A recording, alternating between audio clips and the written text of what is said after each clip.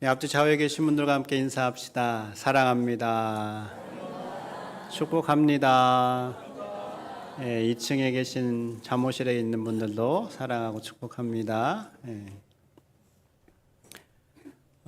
한경직 목사님이시라는 분이 계세요.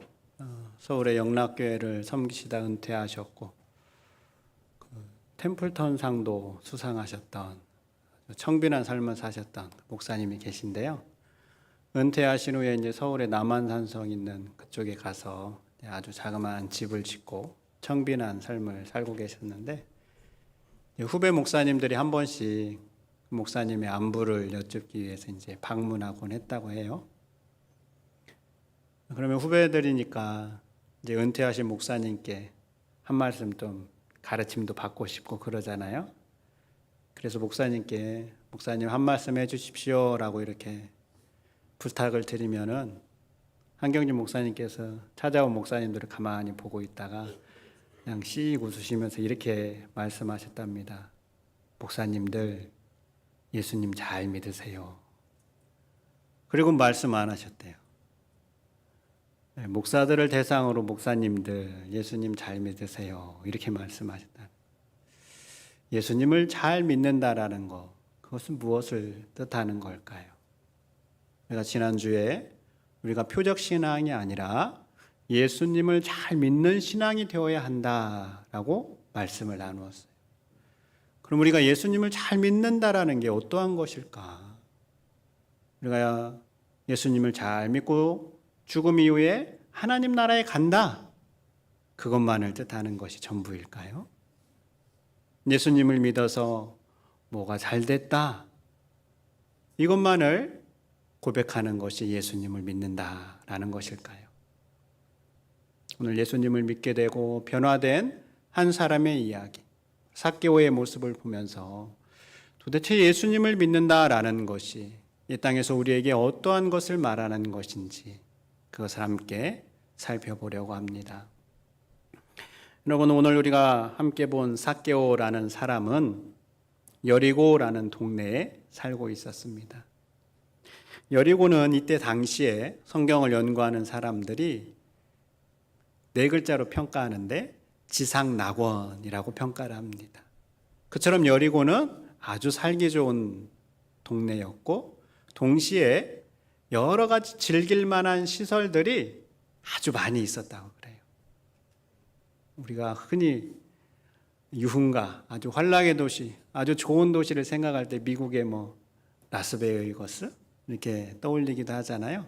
그것처럼 여리고도 저는 아주 좋은 시설들이 갖추어진 살기 좋은 도시였다라는 거예요. 근데 아무리 살기 좋은 도시고 여러 가지 시설들이 갖추어져 있어도 거기에 있는 시설들을 이용하려면 뭐가 있어야 됩니까? 이게 뭐예요? 돈이 있어야 되죠, 돈. 그렇죠? 그런데 삭개오는 마침 부자였어요. 그냥 부자도 아니고 삭개오는 엄청 큰 부자였다라고 성경은 말하고 있습니다. 여러분, 부자면 좋겠어요? 안 좋겠어요? 네, 솔직하게 좋죠. 저도 부자면 좋겠어요. 그런데 삭개오는 그냥 부자도 아니고 엄청나게 큰 부자였습니다. 그러니까 얼마든지 지상낙원이라고 불리는 여리고에서 아주 행복하고 즐겁게 지낼 수 있었겠죠. 그런데 그렇지 못했던 것 같아요.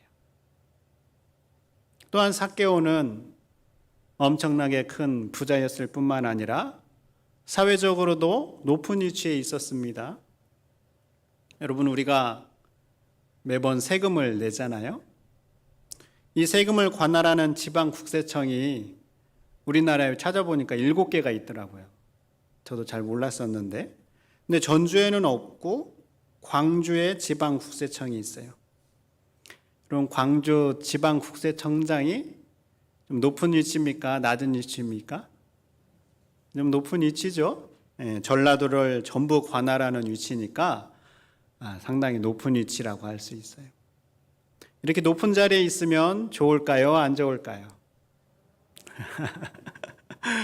뭐 높은 위치에 따르는 책임감도 있겠지만 어쨌든 높은 위치에 있으면 좋겠죠. 삭개오는 여러분 지금 지방 국세청장과 같은 그러한 위치에 있습니다. 이스라엘의 지배 아래 있던 로마의 지배 아래 있던 이스라엘에 당시에 세 군데의 세무서가 있었어요. 가버나움과 또 가이사랴, 그리고 또 한 군데가 바로 여기 예리고예요. 이 세 군데의 세무서를 통해서 로마가 이스라엘로부터 이제 세금을 징수하게 되는데, 그런데 이 여리고의 세무서의 삭개오는 세리장이었습니다. 세리장이라는 것은 세리들의 우두머리, 최고라는 거예요. 세 곳밖에 없는 세무서 가운데 한 곳인 이 여리고의 세리장으로 있었으니까 삭개오는 높은 위치에 있는 사람이다라고 말할 수 있습니다. 그런데 성경을 자세히 또 읽어보니까 그렇게 높은 위치에 있었음에도 삭개오가 그렇게 행복하지 않았던 것 같아요. 이처럼 삭개오는 엄청나게 큰 부자로 있었고 높은 위치에 있었음에도 불구하고 행복한 삶을 살지 못했던 것 같아요. 우리가 생각할 때 부자이고 높은 위치에 있으면 행복할 것 같은데 그렇지 못했던 거죠. 왜 그랬을까요? 삭개오 안에 해결되지 않은 문제가 있었기 때문에 그렇습니다. 삭개오가 가지고 있었던 문제는 무엇이었을까요? 먼저 삭개오에게는 외로움의 문제가 있었습니다. 여러분, 우리가 돈을 주고 먹을 건 얼마든지 살 수 있습니다. 그러나 우리가 돈 주고 살 수 없는 게 있습니다. 그것은 사람의 마음입니다. 사람의 마음은 우리가 돈으로 살 수가 없어요. 근데 삭개오는 여러분 부자가 되기 위해서 많은 사람들의 마음을 고통스럽게 했어요. 정한 세금을 받는 것이 아니라 더 많은 세금을 걷어들여야 로마에 정한 세금을 바치고 나머지는 어떻게 해요? 자기가 착복할 수 있어요. 자기 주머니에 넣을 수 있어요. 그러니까 세리들은 같은 동포인 이스라엘 백성들에게 더 많은 세금을 얻기 위해서 아주 가혹한 행동들을 벌인 것이죠. 그러다 보니까 많은 사람들은 삭개오에게 등을 돌릴 수밖에 없었습니다. 그래서 삭개오는 혼자였어요. 혼자라는 것은 외롭다라는 것을 우리에게 말해주죠. 인도의 가난한 사람을 돌보는 일에 한평생 헌신했던 마더 테레사가 이렇게 말합니다. 세상에는 참으로 많은 고통이 있습니다. 굶주림에서 오는 고통, 집 없음에서 오는 고통, 온갖 질병에서 오는 물리적인 고통들이 있습니다. 그러나 외로운 것, 사랑받지 못하는 것, 바로 곁에 아무도 없는 것이야말로 가장 큰 고통이라고 나는 생각합니다. 이렇게 말하고 있어요. 내 곁에 아무도 없다라는 것, 나 혼자라는 이 사실로 인한 외로움, 이것이 가장 큰 고통이다라는 거예요. 이처럼 삭개오에게는 이러한 외로움의 문제가 있었습니다. 또한 삭개오에게는 다른 사람보다 못하다고 느끼는 열등감도 있었습니다. 어째서 그러한 열등감이 있었을까? 삭개오를 보니까 삭개오는 키가 어땠다고요? 작았답니다. 키는 사람들의 관심이 많은 외모이죠. 그래서 한때 우리 사회에 루저라는 표현이 유행되곤 했었죠. 루저라는 것은 말이나 행동이나 혹은 외모가 볼품없는 경우에 사용되는 단어였습니다. 그래서 이 루저를 이 외모에 이야기할 때, 또 특히 키에 이야기할 때 남자 키가 170이 안 되면 루저라 이렇게 이제 표현하곤 했었습니다. 제가 아는 선배도 저보다 키가 더 작아요. 저는 그런가 보다 하고 이제 지냈었는데 제 선배는 키가 작은 걸로 인해서 혼자 많이 스트레스를 받더라고요. 특히 언제 그런가 버스 탔을 때 이 손잡이를 잡아야 되잖아요. 근데 이 손잡이를 잡을 때 이게 불편한 거예요. 그래서 키가 작은 그 사실로 인해서 스트레스도 받고 열등감을 받는 것을 제가 본 적이 있습니다. 삭개오 역시 마찬가지였어요. 삭개오 키가 얼마나 작았는가. 사람들이 서 있으면 키가 작아서 앞에를 볼 수가 없을 정도로 삭개오 키가 작았다라고 성경은 말하고 있습니다. 이러니 삭개오는 그 작은 키로 인한 자신 안에 열등감이 있었다라는 것이죠. 또한 삭개오에게는 사람들의 시선에 대한 상처와 아픔이 있었습니다. 그 시선은 어떤 시선입니까? 따뜻한 시선이 아니라 비난과 경멸의 시선이었습니다. 로마의 지배 아래 있던 이스라엘 국민들에게 세리는 이때 당시 어떠한 평가를 받고 있었는가? 이렇게 불렀어요. 로마의 앞잡이, 혹은 매국노, 혹은 착취자, 혹은 허가받은 도둑이라고 이렇게 세리들을 불렀습니다. 우리가 좀 더 이해하기 쉽게 이야기해 본다면 일제시대의 친일파 이렇게 생각하면 아마 세리를 쉽게 이해할 수 있을 것 같아요. 그러니까 세리보다 더 높은 세리장인 삭개오를 향하여서 사람들이 좋은 시선을 보냈겠습니까? 비록 위치상으로는 세리장이기에 사람들이 굽신거리며 인사할지 모르지만 그러나 그 시선은 비난과 멸시, 경멸의 시선으로 삭개오를 바라보고 있었던 것이죠. 그 시선 역시 삭개오가 알고 있었기 때문에 삭개오 마음 가운데 상처와 아픔이 있었던 겁니다. 마지막으로 삭개오는 자신의 이중적인 모습으로 인하여서 괴로워하는 문제가 있었습니다. 삭개오라는 이름은 결백한 또는 의로운이라는 뜻을 가지고 있어요. 그러니까 사람들이 삭개오라고 부를 때 삭개오는 어떻게 생각하겠어요? 나는 결백한 사람, 나는 의로운 사람이다. 이렇게 생각할 텐데 자신의 모습은 결코 그렇게 살아가지 못하는 것이죠. 자신의 이름과 전혀 걸맞지 못하게 살아가는 자신의 이중적인 모습에 삭개오는 괴로워하고 있었던 것이죠. 예수님을 만나기 위해 돌무화과 나무에 올라갔다라는 것은 삭개오가 이렇게 자신의 이중적인 모습에 괴로워하고 있었다라는 것을 우리에게 충분히 말해주고 있습니다. 이렇게 삭개오는 많은 돈과 높은 위치로 해결할 수 없는 외로움, 열등감, 상처와 아픔, 또 이중적인 모습에 문제가 있었습니다. 그래서 행복하지 않았던 거예요. 그런데 삭개오에게 있는 문제는 오늘 우리들에게도 있는 문제입니다. 우리가 이 자리에 모두 다 번듯하게 나와서 예배하고 있지만 사실 보이지 않는 곳에서 홀로 외로움의 눈물을 흘리는 분도 있을 것입니다. 때로는 교회에서도 외로움을 느낀다라고 말하기도 합니다. 이전에 교회에서 어떤 집사님이 제게 찾아와서 이렇게 하소연을 합니다. 목사님, 오늘 예배드리러 나왔는데 아무도 제게 따뜻한 시선으로 인사해 주지 않았어요. 그래서 속상해요. 너무너무 외로워요. 그래서 다음부터 교회에 나올까 망설여집니다. 이렇게 말하기도 합니다. 이렇게 교회에서조차도 외로움을 느낀다라는 것이죠. 또 우리는 나만 아는 열등감에 사로잡혀 있기도 합니다. 언젠가 말씀드린 것처럼 제 바로 위에 형님이 공부를 엄청 잘했잖아요. 같은 학교에 시골에서 다니다 보니까 저는 그 형님에 비해서 공부를 못해서 아주 공부를 못한다라고 생각하는 열등감에 사로잡혀 있었습니다. 처럼 나만이 아는 열등감이 우리에게 저마다 있을 수 있습니다. 또한 다른 사람이 나를 친절하게 바라보지 않는 것처럼 느껴져서 그 시선으로 인하여서 아파하는 분들도 있습니다. 밖에서는 그렇게 친절하게 잘하는데 집에서는 함부로 하는 나의 이중적인 모습을 보면서 자괴감이 들 때도 있습니다. 삭개오처럼 우리에게도 이러한 문제가 저마다 있는 것이죠.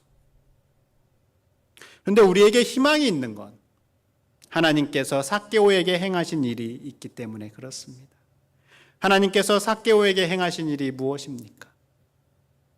하나님이 먼저 삭개오를 찾아가셨습니다.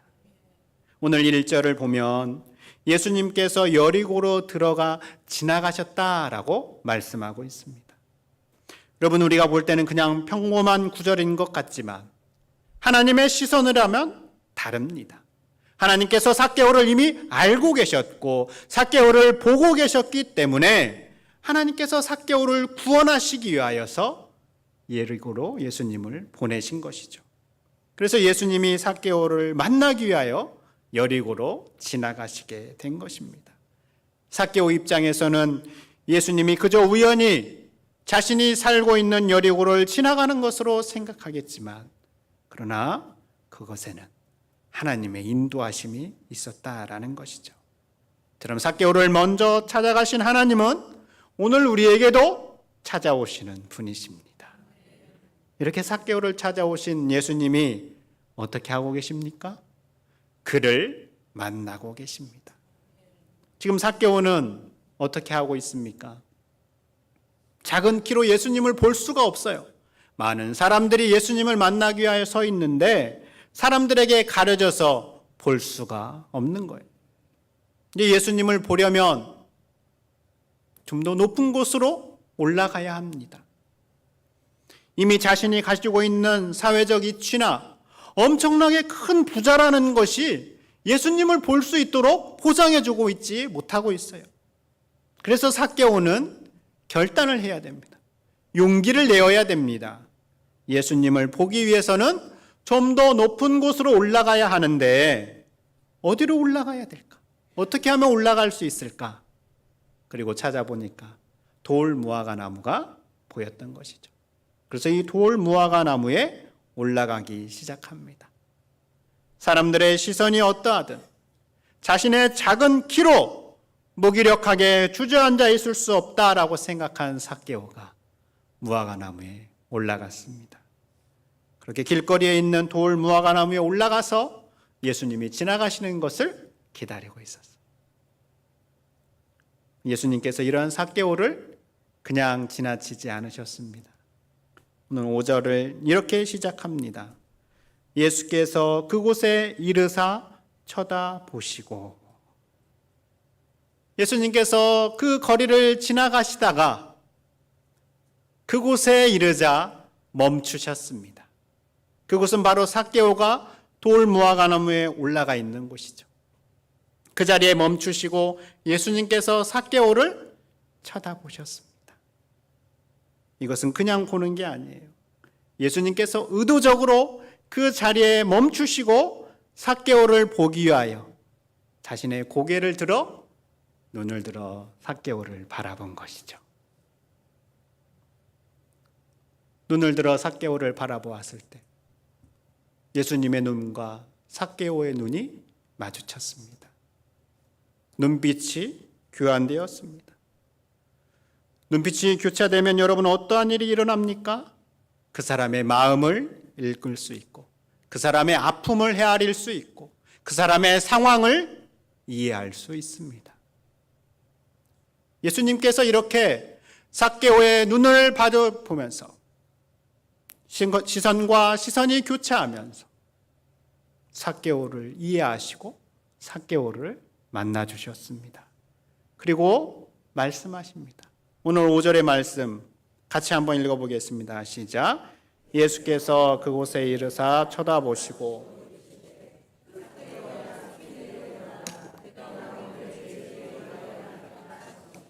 아멘. 삭개오야 내려오라. 내가 오늘 네 집에 유하여야 하겠다. 네 집에 유하겠다라는 것은 하룻밤 묵어 가시겠다라는 거예요. 예수님께서 잘 보세요. 삭개오의 의견을 묻고 있지 않아요. 여러분, 우리가 누군가의 집에 하룻밤 자고 가려면 어떻게 해요? 나 너네 집에 하룻밤 자고 가도 될까? 이렇게 물어봐야 되지 않겠습니까? 그런데 예수님께서 삭개오의 의견을 묻고 있지 않습니다. 그냥 내가 네 집에 가서 하루 자고 가겠다라고 선언하고 있습니다. 요즘 표현대로라고 한다면 예수님께서 그냥 훅 들어오신 거죠. 어떻게 이러한 일이 일어났을까요? 하나님의 은혜라고 표현할 수 있는 겁니다. 하나님의 은혜로 예수님께서 삭개오를 찾아가셔서 그를 만나주시고 그의 집에 들어가서 함께 교제를 하고 있는 것이죠. 계시록의 말씀처럼 누구든지 내가 문을 두드릴 때 문을 열면 내가 들어가 그로 더불어 먹고 그는 나로 더불어 먹으리라 말씀처럼 이제 예수님께서 삭개오의 집에 들어가셔서 삭개오와 더불어 교제를 하고 있는 겁니다. 이러한 삭개오와의 교제를 통하여서 삭개오가 달라졌습니다. 오늘 8절 말씀에 보니까 삭개오가 서서 주께 여짜오되 주여 보시옵소서 내 소유의 절반을 가난한 자들에게 주겠사오며 만일 누구의 것을 속여 빼앗은 일이 있으면 내 갑절이나 갚겠나이다. 여러분 삭개오가 지금 어떻게 되었습니까? 삭개오가 완전하게 삶의 방향 전환이 일어났습니다. 그토록 소중하게 여기던 재물을 포기하겠다라고 선언하고 있습니다. 그토록 모았던 자신의 재산의 절반을 가난한 사람들에게 주고 누군가에게 속여 빼앗은 일이 있으면 2배도 아니고 4배로 갚겠다라고 선언하고 있는 것이죠. 이것은 삭개오가 예수님을 믿음으로 그 안에 완전한 가치관의 변화가 일어난 것을 우리에게 말해주는 것입니다. 이 모습을 보시고 예수님께서 선언하십니다. 오늘 구원이 이 집에 이르렀다. 사람들이 죄인이라고 손가락질하는 삭개오가 이제 믿음의 조상 아브라함의 자손이 되었다. 나는 이렇게 잃어버린 자를 찾기 위해 이 땅에 왔다. 바로 이것이 삭개오가 예수님을 믿고 구원받게 된 이야기입니다. 성도 여러분, 그렇다면 삭개오의 이야기가 말하는 예수님을 믿는다라는 것은 구체적으로 어떠한 것일까요? 예수님을 믿는다라는 첫 번째는 더 이상 외롭지 않다라는 것을 우리에게 말해줍니다. 예수님께서 삭개오의 집에 들어가시자 그와 함께 머물게 되자 삭개오는 더 이상 외롭지 않게 되었습니다. 마찬가지로 예수님을 믿으면 임마누엘 하나님이 우리와 함께 하신다라는 그 말씀처럼 주님께서 늘 우리와 함께 하십니다. 주님이 우리와 함께 하시기에 우리는 더 이상 외롭지 않습니다. 이것이 바로 예수님을 믿는다라는 증거입니다.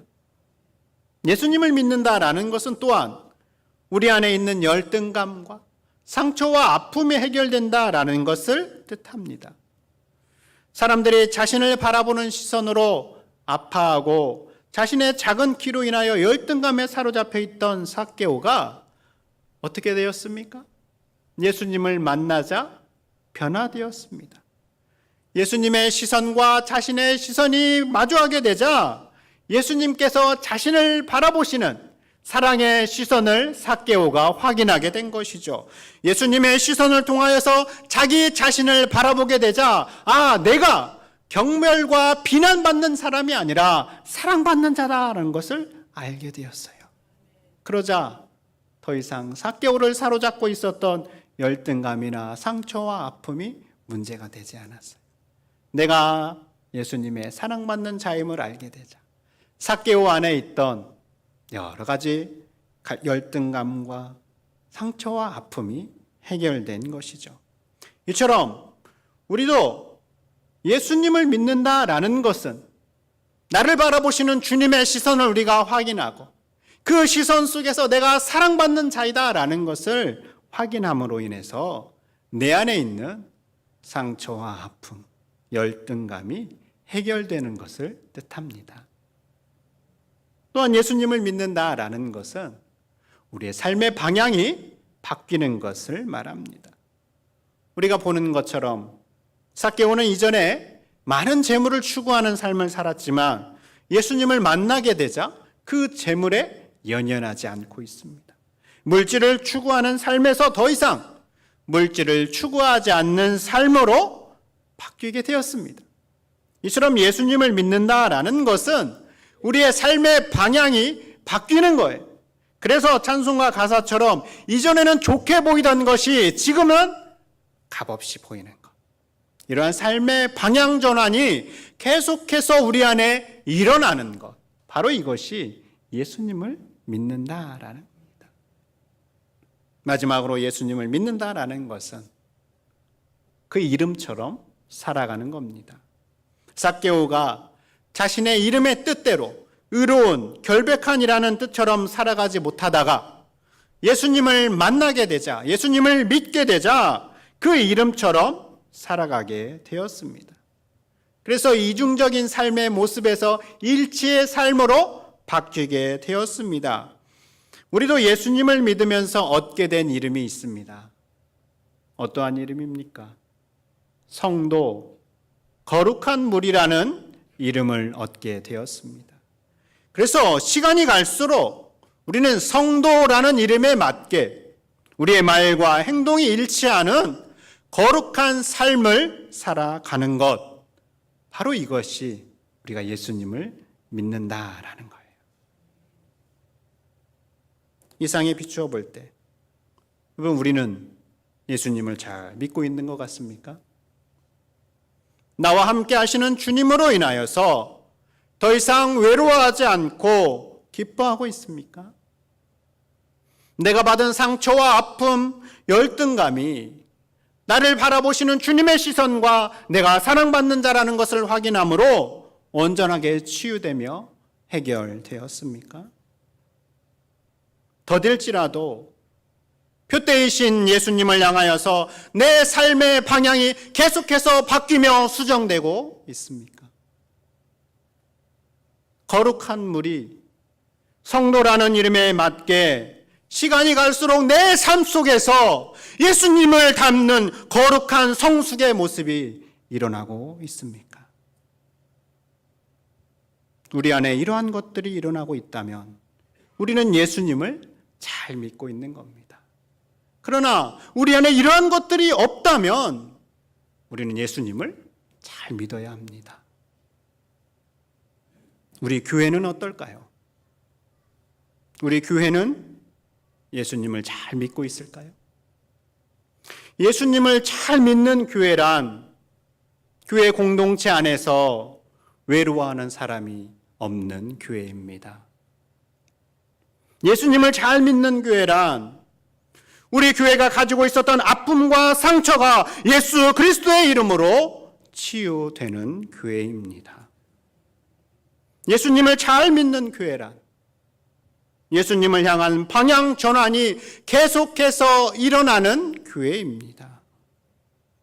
예수님을 잘 믿는 교회란 우리 교회 이름처럼 예수님을 제일로 여기며 예수님의 길을 따라 걸어가는 교회입니다.